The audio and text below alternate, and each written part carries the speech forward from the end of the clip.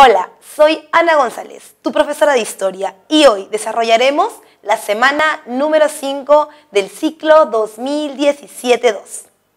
Bien, vamos con la pregunta número 1 y estamos, tú sabes, dentro del tema de Grecia y Roma, que nos corresponde a la semana 5. Ya hemos visto un poco de teoría y ahora vamos con el solucionario. Mira, dice la pregunta número 1, sobre la cultura griega, ordena cronológicamente los siguientes hechos. Tú ya sabes que Grecia tiene varios periodos, lo hemos visto también el mismo sistema en Egipto, lo hemos visto en Mesopotamia, en China, en India, y en ciudades de antiguo como Grecia y Roma también lo vamos a ver. Ya sabes tú que hay un periodo arcaico, un periodo de inicio, un periodo prehelénico, una época oscura, ¿no? Y también tienes después la aparición del periodo clásico, y el periodo clásico es lo que estudiamos normalmente en el salón a través de dos grandes polis, ¿no? Una es Atenas y la otra es Esparta. Vamos ahora con los periodos iniciales, ¿no? Te ponen aquí en el ítem número 5, los palacios no tenían murallas. Uno de los más fastuosos fue el Palacio de Nosos. El Palacio de Nosos pertenece al periodo preclásico, ¿no es cierto? Ya sabes que en el preclásico tienes el periodo arcaico, tienes la Edad Oscura, ¿no? Para nombrar los principales, y también tienes el periodo clásico y luego el helenístico, ¿no? Y por supuesto Alejandro Magno en él, ¿no? Cuando hablamos del Palacio de Nosos, hablamos entonces del sistema inicial, ¿no? Entonces esa sería tu opción número 1. Luego tienes el ítem número 3 que dice, los aqueos se impusieron a los pueblos que habitaban en Grecia. Eso es cierto. Recuerda que una de las características principales de esos periodos de inicio es la aparición de invasiones de las sociedades indoeuropeas, ¿no? Como dorios, jonios, eolios y aqueos. Esas 4 civilizaciones van a permitir la creación de esas polis o esas ciudades-estado que tú conoces ya para el periodo clásico. Es por eso que el ítem número 3 sería tu opción número 2. Luego tienes el ítem número 3, luego tienes el ítem número 2, ¿no es cierto? Como consecuencia de la intromisión de dorios, eolios, aqueos y jonios, aparece una mixtura social, y esa mixtura social trae consigo nuevas agrupaciones políticas y también sociales. Una de ellas, y la más importante, que la célula básica de la sociedad griega, son las polis. Profesora, ¿qué es una polis? Perfecto. Una polis es una ciudad-estado, y como ya te lo he explicado antes, una ciudad-estado es una ciudad básicamente independiente, porque tiene su propia religión, su propio Dios, tiene también su propio sistema de gobierno y es autosuficiente. Lo que le pasaba a Atenas, lo que le pasaba a Esparta, o sea, no dependen de un gobierno central, a eso me refiero, ¿no? Que tienen comercio con otras polis. Perfecto, Atenas lo tenía, por ejemplo. Atenas es el gran comerciante. Tú ya sabes que Atenas es 100% comercial, ¿no es cierto? Es 100% comercial. Y por otro lado, Esparta es 100% militar. Cuando hablamos de estas dos grandes polis, debes entender que entonces tienen orígenes diferentes. Cuando hablamos de las sociedades indoeuropeas y sus invasiones, sabemos que los dorios son herederos de Ixos e hititas. Y si son herederos de Ixos e hititas, ellos son los que conocen a gran escala el hierro. Los primeros que introducen, por ejemplo, a Egipto el hierro son los Ixos, ¿no? Grandes conocedores del hierro. Y hemos hablado ya en clases anteriores de que aquel que conoce a gran escala el hierro es el que puede llevar a cabo grandes guerras y profesionalizar el ejército, y de esa manera se expande. Esparta se expande así, pero Atenas no. Atenas busca una manera más delicada, una manera más amigable, más respetuosa, entre comillas, de poder expandirse. Como no tiene un gran ejército, porque sus orígenes no son de hierro, sus orígenes son a partir de los jonios, ¿no? Ellos no son grandes guerreros, inclusive solamente conocen el bronce. Atenas se convierte en un gran comerciante, otra forma de expandirse. ¿Cómo me expando? A través de mis ventas. Llego a diferentes lugares. Profesora, ¿y yo puedo ser un gran guerrero y también puedo ser un gran comerciante al mismo tiempo? No. ¿Por qué? Porque cuando tú eres un gran guerrero, lo primero que haces es empezar a crear hostilidades. Y si tú eres hostil con una sociedad y le quieres vender a ellos, no lo van a comprar.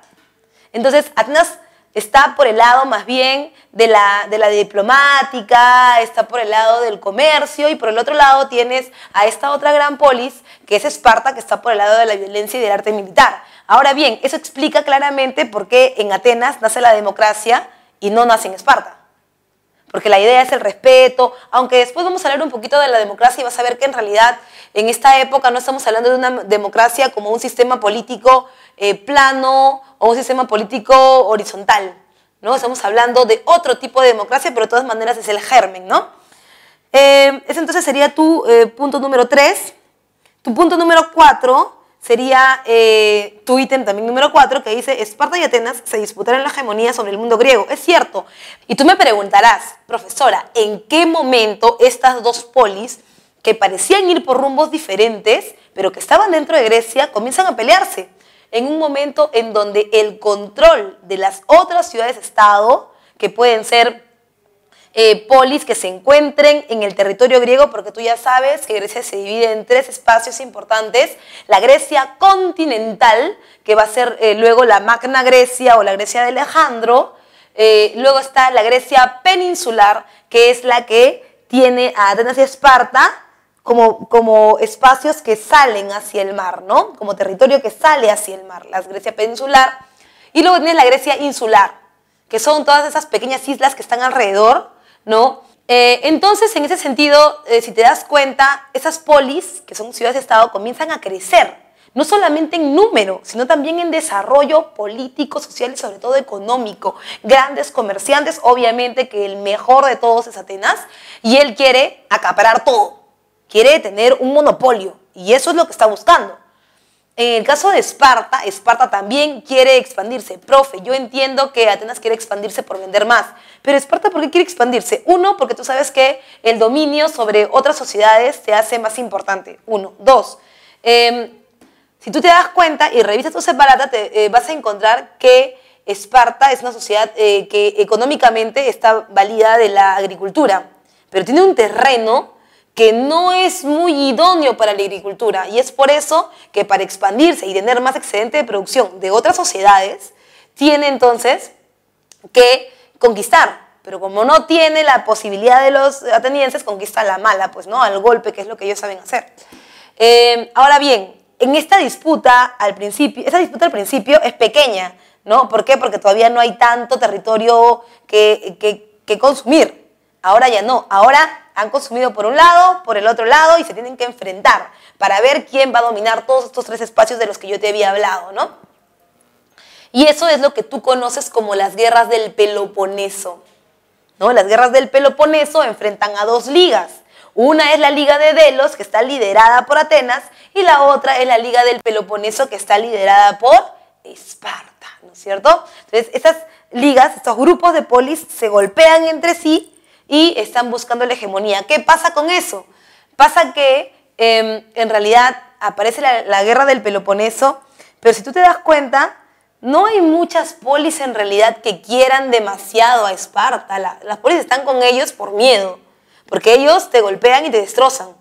Entonces, digamos, en términos coloquiales, Esparta no tiene muchos amigos. Si están con ellos, es por puro miedo.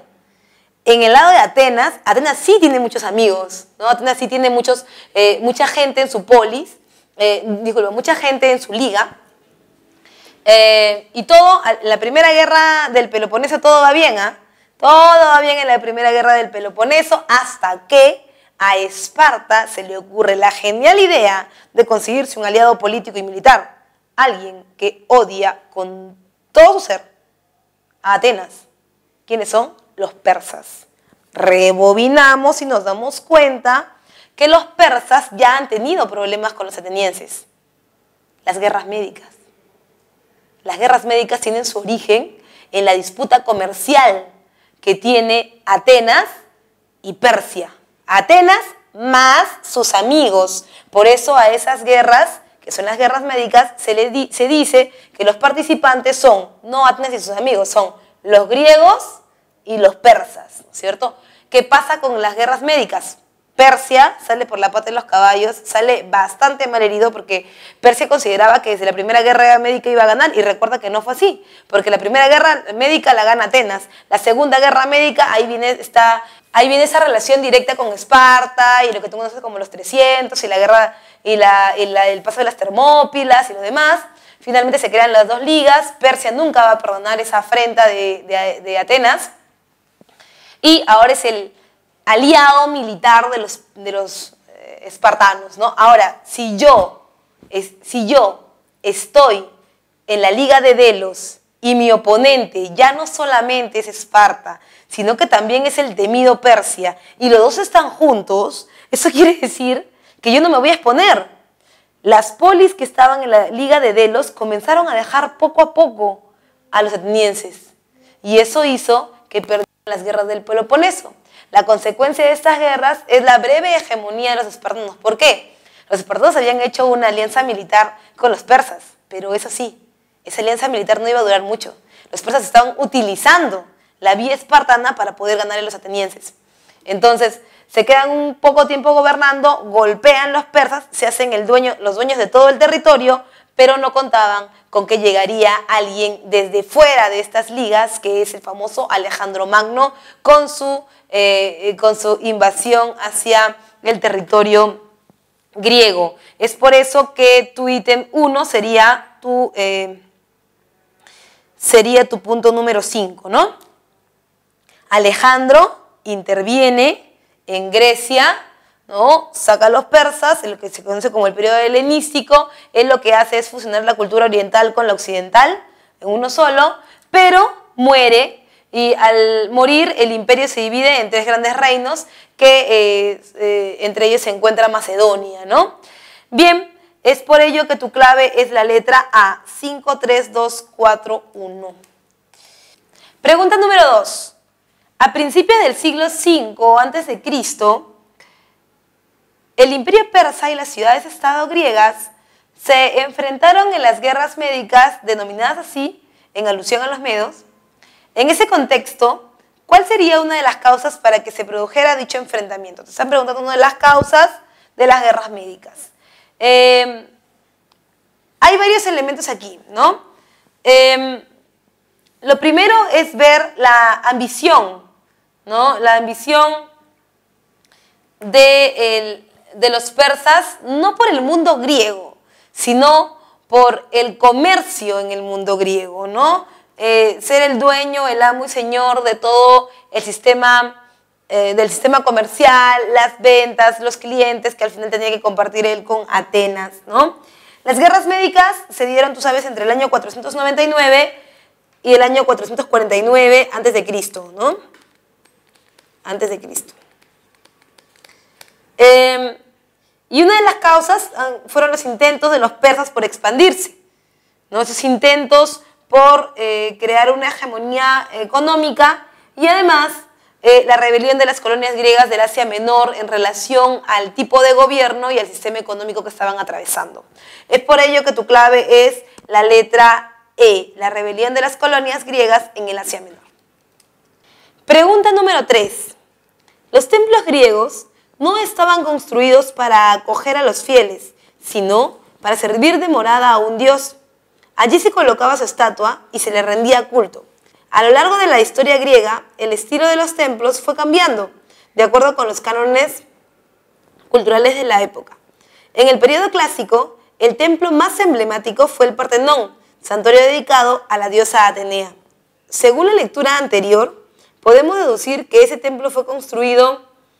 Bien, para hablar sobre la cultura griega, la cultura arquitectónica griega, debemos comprender que Grecia pasa por diferentes momentos, con estilos artísticos diferentes, el dórico, el jónico, ¿no? Que seguramente habrás visto en tu separata, ¿no? Lo primero es que estos grandes cambios en cuanto a la aparición de estatuas, esfinges dentro de los templos, te hace deducir que en realidad no están buscando la llegada de feligreses o la llegada de personas interesadas en rendirle culto a los dioses de manera masiva, ¿no? ¿Por qué? Porque ya la aparición de diferentes estatuas de esa magnitud hace, uno, que el espacio se reduzca, y dos, que sea más bien un espacio de culto personal, ¿no? En este caso, cuando hablamos del periodo clásico, hablamos del siglo de Pericles. Y en el siglo de Pericles, tú recuerdas que él es uno de los que más apoya la cultura. Y por supuesto, la aparición y ser el benefactor de artistas con nuevos estilos plásticos. Si tú te das cuenta, es común, es una constante en Grecia clásica la aparición de figuras esbeltas, de figuras contorneadas, de figuras humanoides, tan humanoides que inclusive algunas tienen gestualización, ¿no? En el caso de Atenea Nike y Atenea Partenos, ¿no? Te habla la lectura de Atenea Partenos que es la diosa de la sabiduría y el amor y demás. Y tenemos que comprender entonces que estas nuevas formas plásticas provienen de esta mente que está buscando el desarrollo estilístico y artístico de Atenas en ese momento. Es por eso que tu clave es la letra C. En el gobierno de Pericles aparecen estas formas de arte. Bueno, para responder la pregunta número 4, vamos a leer esta lectura del ejército romano, que no te olvides, la puedes encontrar en la página 87, por favor regresa y comenzamos a leer juntos. Te espero. Bien, dice, el ejército romano estaba formado por legiones, unidades militares que estaban integradas por soldados llamados legionarios. En el siglo I a.C., el ejército se hizo profesional, es decir, los soldados cobraban un sueldo por sus servicios. Las legiones de infantería tenían 5.000 hombres cada una y podían subdividirse en la batalla en facciones más pequeñas llamadas centurias, lo que daba flexibilidad al ejército. Las legiones que estaban armadas con máquinas de guerra se establecían en campamento durante la marcha y muchos ciudadanos pobres y habitantes de las provincias se alistaban como legionarios porque era una vía para mejorar su posición.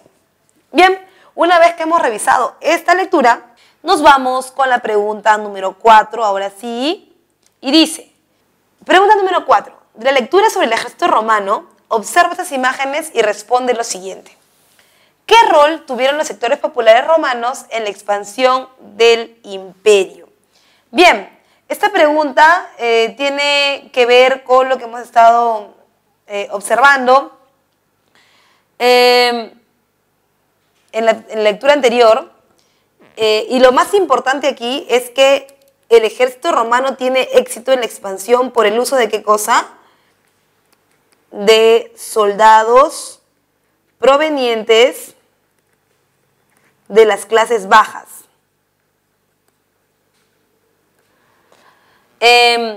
Esos soldados pueden ser los legionarios o pueden ser los centuriones, ¿no? Digamos que la expansión del ejército romano y la profesionalización del ejército en Roma hizo que la forma de gobierno se convierta en un imperio y por lo tanto debemos tomar en cuenta que esta formación del grueso del ejército con la gente del pueblo es la que permitió la grandeza, sobre todo del imperio en su alta época, ¿no? Es por eso que tu clave es la letra B. Formaron el grueso del ejército y sin ellos la expansión no hubiera sido posible. Pregunta número 5. Las 12 tablas. En el siglo V a.C., la plebe obligó a los patricios a recopilar las leyes y escribirlas para evitar cualquier manipulación. Una comisión de 10 magistrados elaboró la ley de las 12 tablas, llamada así porque se inscribió en 12 tablas de bronce.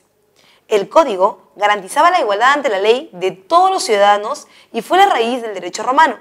De la lectura podemos decir que lo primero que tenemos que ver es que el derecho es un elemento muy importante en Roma porque además es el legado de esta al mundo, de Roma. 1. 2. La ley de las 12 tablas está basada en la ley o el derecho consuetudinario. El derecho consuetudinario es aquel que se organiza por costumbre. Por ejemplo, si yo tengo un borrador que se me pierde y mi compañero lo encuentra y lo hace suyo y lo comienza a prestar a los diferentes compañeros del salón, nadie va a cuestionar si él se lo robó, si no es suyo, nadie. De entrada, toda la gente va a considerar, punto número 1, que si él me lo está prestando es porque él es el dueño. Punto número 2, no me importa de dónde salió. Punto número 3, no sé si se lo regalaron, si se lo robaron, no sé. Imagínate que en un día X yo encuentro el borrador y digo, bueno, esto es mío, ¿no? ¿Qué haces tú con mi borrador? Pero él me dice, bueno, pregúntale a la gente y te darás cuenta que no es tuyo, es mío. Y efectivamente, se lo pregunto a los demás y me dicen, bueno, en realidad, no sé si sea tuyo, pero él me lo prestó. Y como él me lo prestó, considero que es suyo, es de su propiedad. Entonces, el derecho consuetudinario te permite la posibilidad de no tener un documento escrito, pero de poseer cosas, tierras, animales, esclavos, lo que tú quieras. El problema de eso es que cada quien interpreta la ley como él puede o como él quiere. Y eso ya deja de ser un órgano jurisdiccional. Es decir, ya no hay justicia. ¿Por qué? Porque cada quien tiene su propia verdad, porque cada quien quiere ejercer su propio derecho. Para evitar esto, las injusticias que se creaban con los patricios, con los plebeyos, las injusticias que se creaban con los plebeyos es que los mismos plebeyos obligan a los patricios a que haya o exista una ley que los ponga a todos a la par. Ahora bien, debes ponerte a pensar que no todos los plebeyos forman parte de la ciudadanía romana. Solo aquellos que tengan un poder adquisitivo importante y sobre todo que sean hombres. Porque en Roma, como en todas las sociedades de antiguo, las mujeres no tienen derecho a nada. Por varias razones. Sobre todo por la teoría del cuerpo de Thomas Laqueur. Y bueno, en esa teoría vas a encontrar a Thomas Laqueur, a Brown, y van a tomar las ideas de Hipócrates, el padre de la medicina antigua. Él decía que todo tu cuerpo era un solo de fluidos, ¿no? Y que los fluidos pueden ser contaminantes, pueden ser inferiorizantes también. Por ejemplo, las mujeres jamás podrán ser ciudadanas porque en las sociedades de antiguo la ciudadanía está ligada a la tierra, a la posesión de la tierra, ¿no? No solamente en la Edad Media, también tenemos a sociedades agrícolas y sociedades comerciantes, ¿no? Sociedades agrícolas como la romana, por ejemplo, y comerciantes que también es ella misma. Entonces, en la medida en que los seres puedan controlarse, puedan dominarse, entonces podrán dominar lo que está fuera de ellos. En el caso de los hombres, por ejemplo, estos fluidos que pasan por su cuerpo, al mismo tiempo por las venas, pasa el semen, la sangre, la saliva, todo. Llega a la zona perianal, de ahí se distribuye a los diferentes sistemas, y comienza a trabajar normalmente tu cuerpo como un conjunto de sistemas. Ahora, todos los seres humanos, hombres y mujeres, tienen algún tipo de fluido en exceso. En el caso de los hombres es el líquido seminal y en el caso de las mujeres es la menstruación. La única diferencia entre los dos es que uno es superior al otro porque sí puede dominar su fluido. Las mujeres, por ejemplo, no pueden dominar su fluido porque la menstruación es un fluido que sale del cuerpo de las mujeres y que no tiene control de ellas mismas. O sea, están demasiado arraigadas a la tierra. En cambio, el líquido seminal, por ejemplo, ese sí está en pleno control de los hombres. No es que un hombre va por todos los lados, ¿no? Echando el semen, no, tampoco, ¿no? Eso lo convierte en alguien superior. Y solo los superiores que están fuera de la tierra pueden dominarla. ¿Por qué? Si yo quiero dominar algo, tengo que estar sobre él. En cambio, las mujeres están en el mismo espacio. Por lo tanto, yo domino mi cuerpo y domino la naturaleza. Eso me convierte en un propietario. Y si me convierto en un propietario, también soy un ciudadano, ¿no? O sea, estamos hablando solamente de hombres. Estamos hablando de plebeyos con dinero para comprar, para adquirir, pero también con control de su propio cuerpo, ¿no? Ahora bien, esto vamos a zanjar con el concepto de ciudadanía, ¿no? Te da lo siguiente. Te ponen aquí en el ítem número 1, los plebeyos lucharon por conquistar sus derechos. Bueno, no es totalmente exacto, no es que los plebeyos luchan, pero sí es cierto que ellos tienen un representante en el Senado, que es el tribuno de la plebe. Y el tribuno de la plebe sí está en la obligación de luchar por los derechos del plebeyo. Es decir, o sea, técnicamente el que lucha es el plebeyo, pero oficialmente es el que lucha es el tribuno de la plebe. Entonces, sí es cierto, los plebeyos lucharon por conquistar sus derechos, pero a través de un mecanismo que es el tribuno de la plebe, ¿no? No había diferencia entre patricios y plebeyos. Es cierto, en el caso de la ley de las 12 tablas no hay diferencia entre patricios y plebeyos, pero solo entre los ciudadanos patricios y los plebeyos. No estamos hablando de todos. Hay algunos que en el lado de los plebeyos no lo son, pero la ley trata de equipararlos, evitar las injusticias, ¿no? Por eso es verdadera. No se reconoció la igualdad entre patricios y plebeyos ante la justicia, lo cual es verdadero en realidad, porque si tú te das cuenta, de tu texto se desprende que al final, ante la ley, todos los ciudadanos son iguales. Por lo tanto, patricios y plebeyos son iguales ante la ley de las 12 tablas. ¿Verdad? Esto es falso. Los patricios constituían la clase menos poderosa de Roma. Por favor, ¿de qué estamos hablando? Los patricios son la cúspide, la parte más alta de la sociedad. Están los patricios, están los clientes y está el pueblo. Y en el pueblo, por supuesto, están los plebeyos. Y al final ya tienes a los esclavos. Así es la pirámide social de Roma, por lo tanto es recontra falsa esta afirmación de que los patricios constituían la clase menos poderosa en Roma. Los menos poderosos son los esclavos. Los plebeyos se quedaron sin ningún privilegio en lo político. Punto número 1, los plebeyos no tienen grandes privilegios en la política, lo único que tienen es el tribuno de la plebe que los defiende, pero no hay nada más importante ahí. No es que se quedan sin ningún privilegio tampoco, porque siguen manteniendo esta condición de tribuno y además también ganan algunos otros derechos que antes no tenían. Por lo tanto, también es falsa. Y eso te lleva a que tu clave es la letra D, 1 y 2. Eso ha sido todo por esta semana. No olvides conectarte con nosotros en el próximo capítulo.